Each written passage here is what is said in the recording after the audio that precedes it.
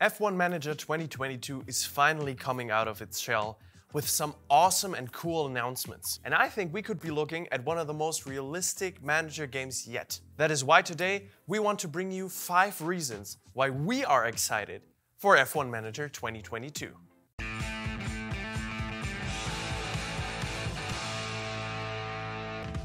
And with that, welcome back to Overtake, guys. Just yesterday, some insane new insights into F1 Manager 2022 dropped. There was a gameplay trailer, and even YouTubers like Arava showed whole race weekends. For a couple of months now, we have gotten a couple of hints here and there how the game could look like, but there were many concrete questions that were still left unanswered. Like, for example, when will it be released? What are some core features? Or what would racing look like? What and how we got to see it really got us excited. And I feel like that's a really good number 1 here. Because I feel like the graphics aren't even half bad for a manager game, of course. I mean, for everyone who has ever played a game like this easily ranks among the top of the genre. Of course, one may argue that graphics shouldn't be like a focal point for a manager game, but I think it's a good indicator that this game studio doesn't just want to make a quick buck out of a game that I feel like is going to inevitably do well.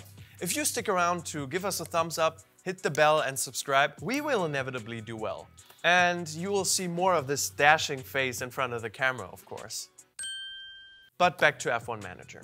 In a lot of different videos from outlets all over YouTube, we could see how detailed the graphics could look like come race day. Which in my opinion really helps with the immersion part that manager games often neglect, I feel like. I mean, we can all agree that these are not Unreal 5 engine graphics, but nevertheless, I feel very impressed. Only thing that worries me, as dumb as it sounds, is that the graphics may be even too much. In some videos I saw like a lot of graphics problems pop up, which could just be because it's an alpha, of course, but I hope you just don't need a NASA PC to run this game smoothly. NASA is a really good term to build up for a number 2 here, because we were pretty over the moon with the detail. And I mean, this game looks really detailed. I played the occasional manager game here and there. I've played like Football Manager and F1 My Team, if you want to call that a manager game, of course. But I could tell, only from the surface we saw now, that players will have a buckload of decisions to do, which I guess should be the main focus for a game of the genre either way. Main reason why I think the decisions will be so plenty is because the player doesn't only have to manage one team or one brand, but it's a gigantic picture the player has to paint. Well, surely it's not easy to play this game. For someone who loves grind games like I do, I sure look forward to the time where I tell my staff which underwear to bring to work. What I also thought was super cool was the inclusion of the F3 drivers, the F2 drivers, and all the F1 reserve drivers. In my head, I was already doing all these awesome combinations, driver pairings and such. I only wish you were able to bring back legends both on and off track to reunite them.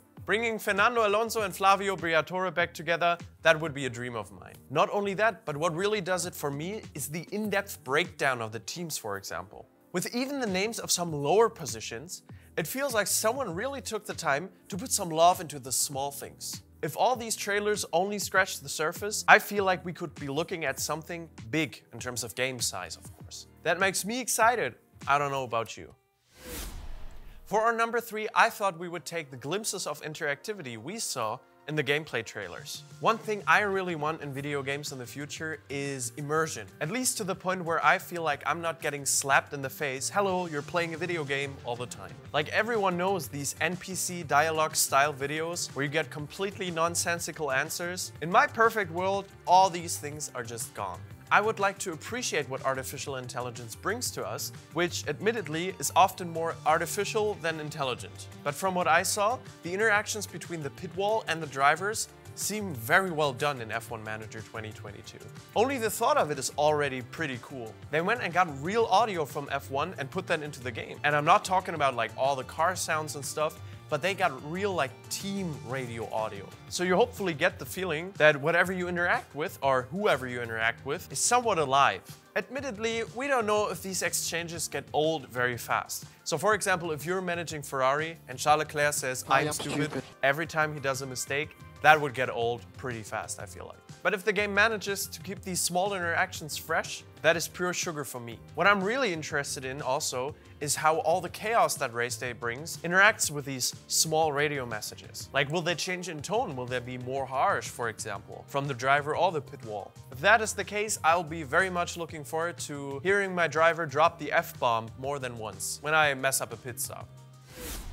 While messing up pit stops shouldn't be your main focus, I feel like it's really refreshing to see all the options players have come race day. Our number 4 reason why we are hyped for F1 Manager 22 is the sheer endless possibilities players have to choose their fate on track. From the gathered footage thus far, it feels like F1 Manager 22, or at least the races in it, feel very much like a story with an open end. No matter where you start to rewrite it, it could change everything, which is something that is so important for long-term motivation in manager games. Decisions need to seem important. I won't deny, of course, the options in the menu and the detailed breakdown of the crew, for example, implicate the same, but I doubt the acquisition of a new helipad, for example, drastically changes the way your team operates. But like I said, the in-game stuff really impressed me. There's like a million options you can choose from your driver's racing style to how he tackles corners or his tires, everything. In every sport, game day, or race day in this example, is what matters most. And from what I've gathered, I feel like players can really take faith into their own hands at this occasion.